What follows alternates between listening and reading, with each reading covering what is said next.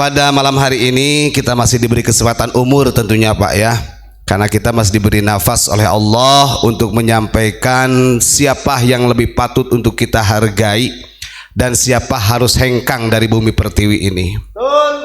Kalau berbicara tentang Sayyid atau Habib, bagaimanapun sudah istilahul aktsar.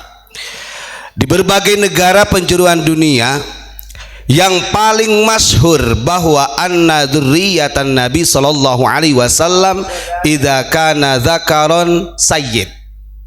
Kalau laki-laki disebut sayyid, kalau perempuan sayyidah. Maka kenapa saya berani mengatakan cucu Nabi Jalur Hasan namanya Asy-Syarif, cucu Nabi Jalur Husain namanya As-Sayyid, Ba'alawi Ubaidillah munqati'un abadan, Ba'alawi Ubaidillah munqati'un abadan, Maulaya sholli wa salim daiman abada ala habibika khairil khalqil kullihim. Cucu Nabi Jalur Hasan namanya Asy-Syayyid, cucu Nabi Jalur Husain namanya As-Sayyid, Ba'alawi Ubaidillah munqati'un abadan, Ba'alawi Ubaidillah munqati'un abadan. Ya Rabbi bil Mustafa balligh maqasidana waghfir lana ma madha ya wasi'al karami. Untuk para hadirin, para netizen, silakan Anda banggakan junjunganmu yang namanya Habib, tapi jangan kau tuntut kami untuk menghormati mereka yang selama ini melakukan pembohongan secara publik. Bagaimana tidak? Di dalam beberapa naqobah yang sudah kita terima, negara terdekatnya Yaman saja, Irak itu membatalkan. Kan begitu. Di sini bukan masalah kita hormat atau tidaknya. Ingat, kita selalu memegang sabda Nabi, irhamu man fis samawati wal ard. Kita diperintahkan oleh Allah melalui baginda Rasulullah untuk selalu cinta kasih sayang kepada siapapun yang ada di bumi ataupun di langit. Dan di sini umum. Jangankan kepada habaib yang agamanya Islam, kepada non muslim saja Indonesia itu sangat menghargai, karena di sini ada Bhinneka Tunggal Ika.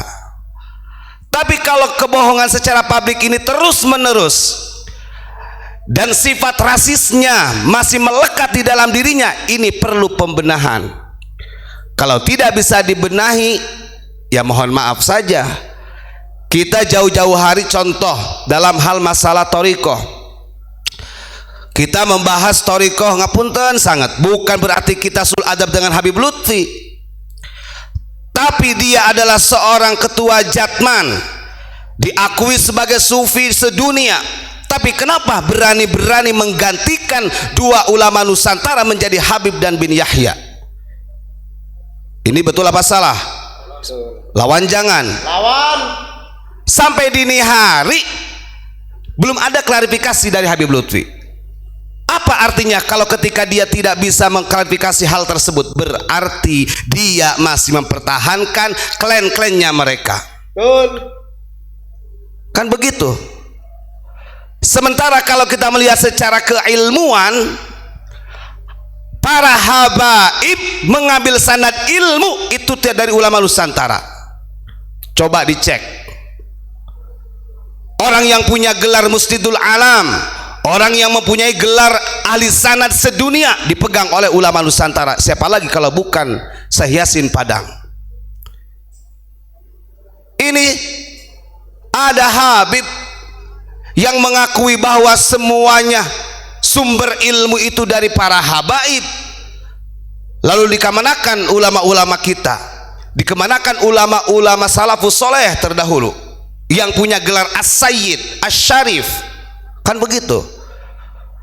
Ingat, ini ada grand descent yang sengaja mereka lakukan, kembali lagi karena mereka daripada klan Ba'alawi menganggap pribumi mempunyai kasta sosial terendah bagi mereka, maka sampai kapanpun mereka nggak mau menjadi imigran yang sebenarnya. Mereka merasa dirinya sebagai pribumi.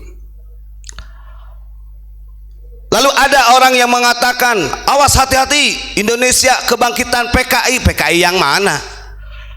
Sejarah membuktikan Yaman Selatan di situ adalah basis daripada komunis. Diakui ataupun tidak, negara sudah mencatat dan seluruh dunia tahu. Kan begitu. Sebenarnya ketika mereka mengakui bahwa genetik mereka ada gen Yahudi, itu gak jadi masalah, Pak. Emangnya apa yang jelek dalam Yahudi itu? Tapi yang kita inginkan adalah keterbukaan dan kejujuran. Kan begitu. Banyak kok dari sahabat Nabi yang awalnya dari Yahudi kemudian dia ikut sama Kanjeng Nabi, muttabi'at syariat Kanjeng Nabi. Contoh diantaranya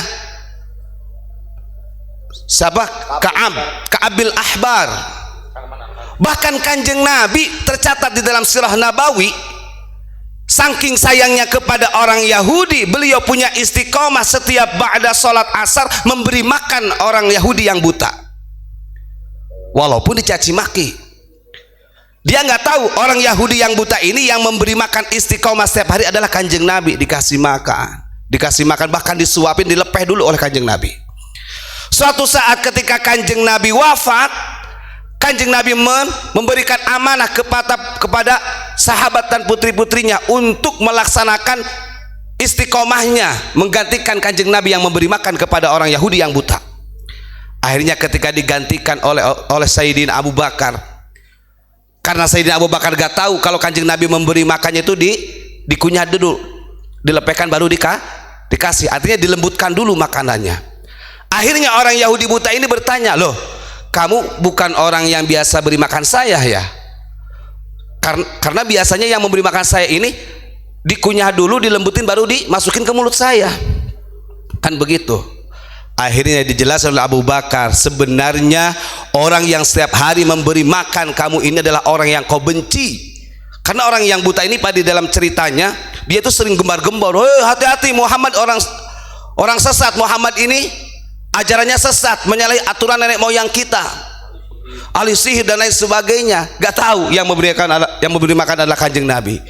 Setelah dijelaskan oleh Sayyidina Abu Bakar bahwa yang memberi makan engkau wahai Yahudi buta itu adalah orang yang kau benci, nangis. Setelah nangis pada waktu itu juga beliau bersyahadah di tangannya Sayyidina Abu Bakar, masuk Islam.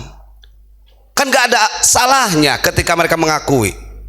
Nyatanya Najwa Shihab aja mengakui genetiknya ada Yahudi, enggak jadi masalah sampai sekarang.